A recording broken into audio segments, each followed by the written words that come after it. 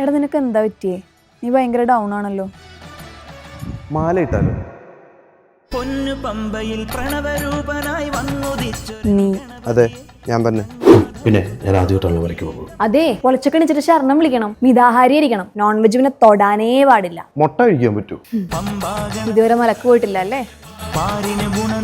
ദേഷ്യപ്പെടാൻ പാടില്ല, തെറി പറയാനേ പാടില്ല, വലിക്കരുത്, കുടിക്കരുത്, സെക്സ് ചെയ്യരുത്. നിസ്സാരം. And the most important thing, എന്ത്? 2 നേരം കുളിക്കണം, അത് 41 ദിവസം. കണ്ടോ അയ്യനെ, കണ്ടോ എൻ സ്വാമിയേ. ഇനി പറ, നിനക്ക് പോണോ? ഒരു ശരാശരി മലയാളിക്ക് അറിയാവുന്നത് ഈ കൂടുതൽ എന്ത് തേങ്ങയാണ് നീ പറഞ്ഞത്? പിന്നെ ഇതൊന്നും അറിയാതിരിക്കാൻ ഞാൻ എന്താ പൊട്ടനാ?